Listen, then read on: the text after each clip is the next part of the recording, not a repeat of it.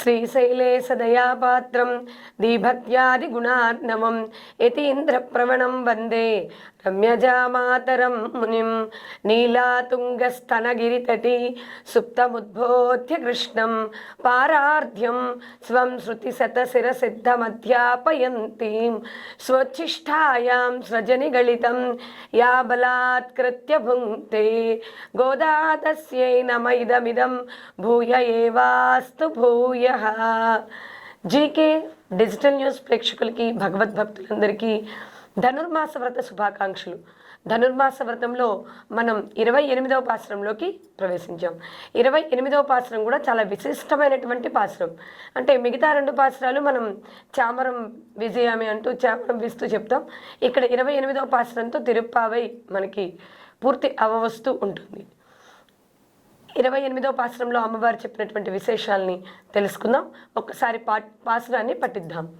ఆండాళ్ తిరువడిగళై శరణం கரவகள் பின் சென்றும் காணும் செரும்புணவோம் அறிவோன்றுமில்லாதம் ஆயங்குலத்து உந்தன்னை பிறவ பேருரந்தை புண்ணியம் யாமுடியோம் குறை ஒன்றுமில்லாதம் கோவிந்தா உந்தன்னோடு ஒருவேல் நம்பிக்கை உங்களை வெளியாது அறியாத பிள்ளைகளும் அன்பினால் உந்தன்னை சீரு பேரளத்தனமும் சிறியாரிழதே இரவை நீ தாராய் பறையேலோ ரெம்பாவாய் ఆండాళ్ తిరువడిగళి శరణం.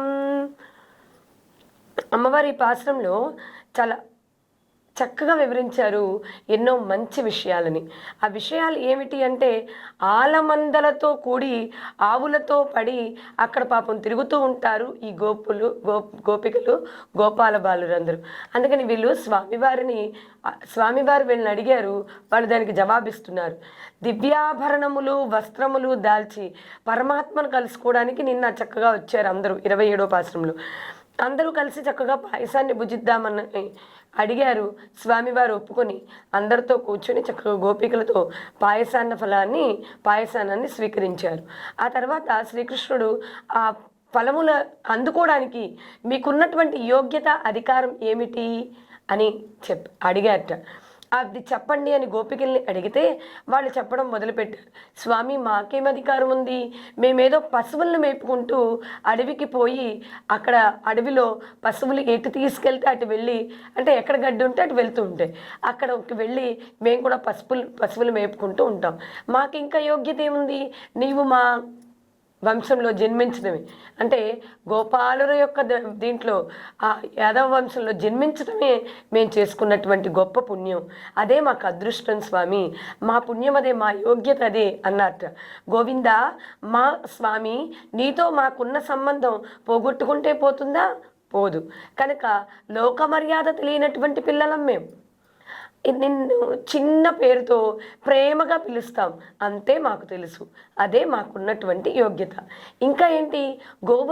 ఆ గోపికల యొక్క భావం చాలా చక్కగా ఉంటుంది. ఏంటి అంటే వాళ్ళు ఆవులే మాకు ఆచార్యులు. గోవులు ఎటు తీసుకెళ్తే ఆచార్యులు, అంటే అటు వెళ్తున్నారు కదా, అందుకని అడవే వారికి గురుకులంట. ఆ గురుకుల పాఠశాల అదే. కావున భగవత్ ప్రాప్తికి అర్హత తమకు లేదని వాళ్ళు అంటున్నారు. వారి అమాయకత్వం చూసి పశువులు వారికి దారి చూపిస్తూ ఉంటాయట. వారు వాటిని అనుసరించి వెళుతూ ఉంటారు. ఆ గోవులను అనుసరించి అవి పాలిస్తాయి కాబట్టి ఆ పాలని అమ్ముకొని వాళ్ళ జీవనం కొనసాగిస్తూ ఉంటారు. ఇది వాళ్ళ జీవన విధానం. కాబట్టి వాళ్ళు ఏమంటున్నారు? గోపికలు ఈ భావాలతో కృష్ణుణ్ణి నిన్ను గ్రహించడానికి మాకు ఇంతకంటే ఏమీ లేదు స్వామి అని అన్నట్ట.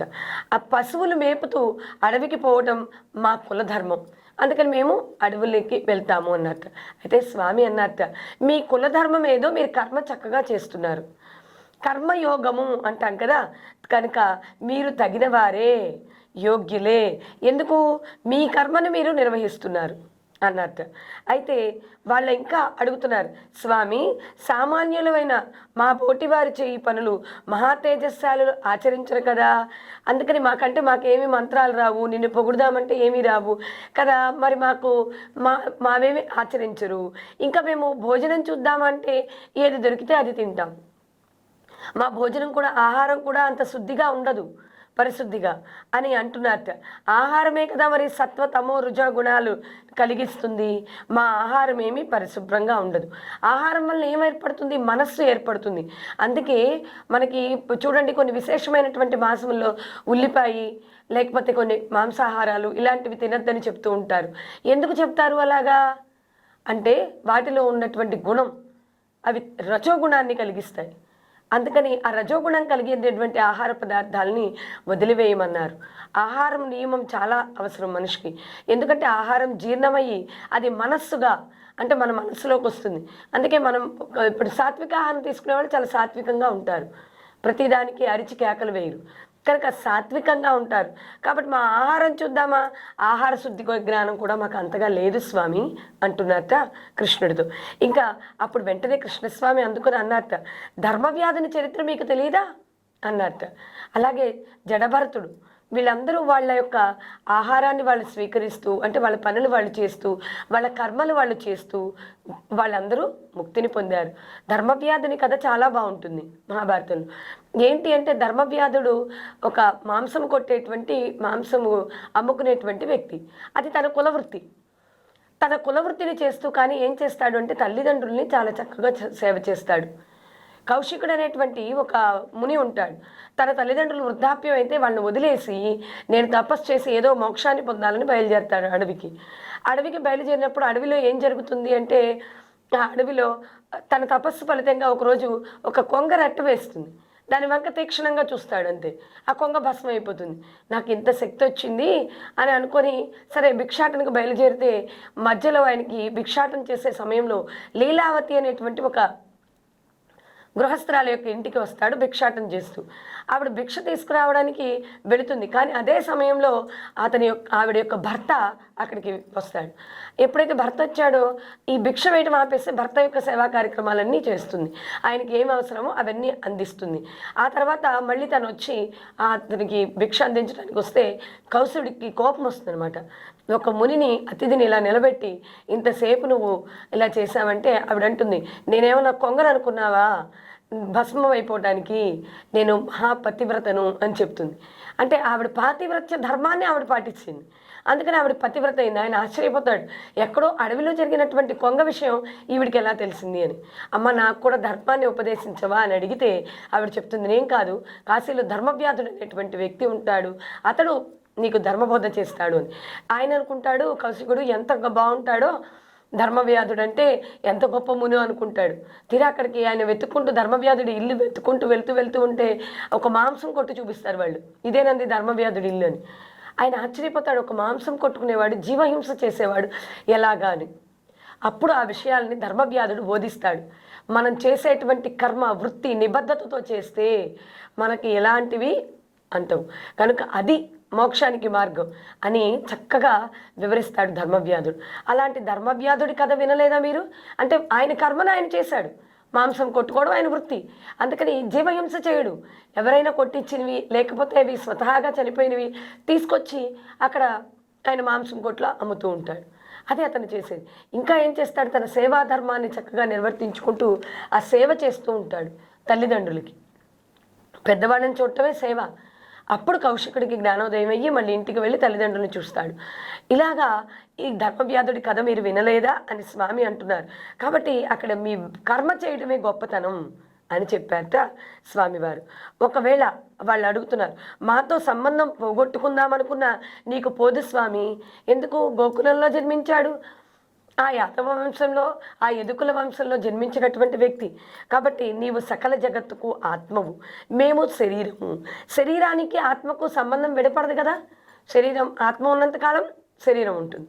కాబట్టి శరీరానికి ఆత్మకి విడదీయరాని సంబంధం. వాసనకు సంబంధం ఎట్లా ఉందో పువ్వుకి వాసనకి, పువ్వు వాసనతో కూడి ఉంటుంది, వాసనని పువ్వు నుంచి విడదీయలేను కదా, అలాగే మా నుంచి నిన్ను ఎవ్వరూ విడదీయలేరు స్వామి. అలాగే దీపానికి కాంతికి కూడా సంబంధం, దీపం వెలుగుతూ ఉన్నంతసేపు కాంతి వస్తుంది, ఎలా విడదీయలేము. సూర్యునికి ప్రభువుకి సంబంధం ఎలా విడదీయలేము, అలాగా మాకు నీకు సంబంధం కూడా అలాంటిదే. ఓం కూడా అంటున్నారట, ఆ లేకపోతే ఓం ఉండదు, ఊ లేకపోతే ఓం ఉండదు. అంటే ఆ ప్లస్ ఊ ఈ రెండు కావాలి. అందుకని ఆ ఊ నీవు మేము అన్నీ కనుక నీకు మాకు ఉండేటువంటి సంబంధం అలాంటిది స్వామి. మేము లేక నీవు లేవు, నీవు లేకపోతే మేము లేము అని గోపికలు చెప్తున్నట్టు. గోప సంఘము గోవర్ధమునెత్తి రక్షించుటచే నీతో మాకు ఇంకా ఎక్కువ సంబంధం ఏర్పడింది. రక్షక భావ సంబంధం అంతే కదా. రక్షించేవాడినే మనం జాగ్రత్తగా వెళ్తాం, మనం అక్కడికే వెళ్తాం, మనం అన్నీ చెప్తాం ఆయనతో. కాబట్టి నువ్వు రక్షించేవాడివి, మాకు రక్షణ ఇచ్చేవాడివి కనుక రక్షక సంబంధం కూడా మన మధ్య ఉంది. అప్పుడు నీకు గోవింద పట్టాభిషేకం చేశాం కదా, కావున నీతో మాకు శేషీ భావ సంబంధం కూడా ఉంది. నీవు మాకు ఆత్మవు అని నమ్మిన వాళ్ళము మేము. కావున శరీర ఆత్మభావం నీతోనే మాకు. నీతో కూడి ఉండినదే జీవించడం, లేనిచో చనిపోవడం. ఈ రెండు. మేము నీతో ఉంటేనే మేము జీవించి ఉంటాం. నువ్వు ఎప్పుడైతే దూరం అవుతావో మేము చనిపోయిన వాళ్ళతో సంబంధం. అందుకే స్వామి మధురకు వెళ్ళిన తర్వాత మళ్ళీ వీళ్ళు ఇలా ఉండిపోతున్నారు, అసలు ఏమీ పట్టనట్టు, లోకంతో సంబంధం లేనట్టు కృష్ణ కృష్ణ అంటూ అని ఉద్ధవుడిని పంపిస్తారు.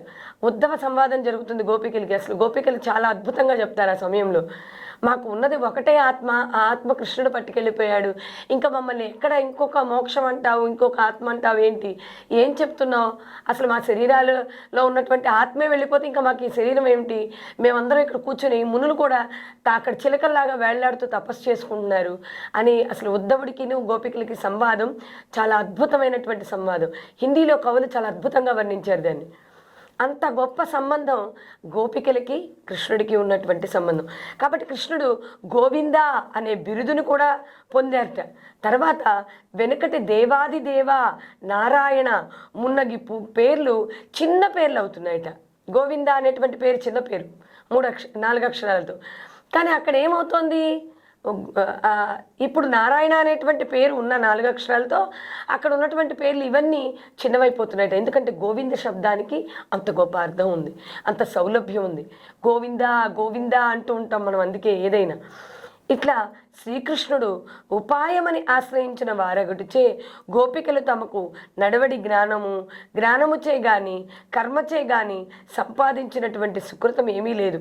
మాకున్న యోగ్యత సాధన పుణ్యము అంతా నువ్వే కృష్ణ, గోవింద నువ్వే అని అన్నారట.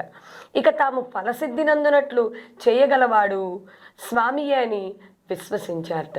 కనుక గోపికలు నిష్కర్షగా ప్రకటిస్తున్నారట, పరమాత్మన ఆశ్రయించేవారు ఏమేమి చెయ్యాలి, ఎట్లు చెయ్యాలి అనేది ఈ పాసురంలో అమ్మవారు చెప్పారు. ఏం చెప్పారు, ఎలా చేయాలని చెప్పారు? ఇప్పటి వరకు మన కర్మని మనం ఆచరించాలి. భగవంతుడు అప్పుడు మనల్ని మెచ్చుకుంటాడు, అప్పుడు మనతో వస్తాడు. మనకి వేరే యోగ్యత ఏమక్కర్లా.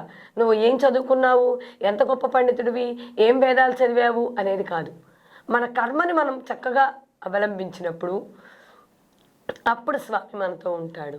అదే మోక్షానికి మార్గమని అమ్మవారు వివరించారు.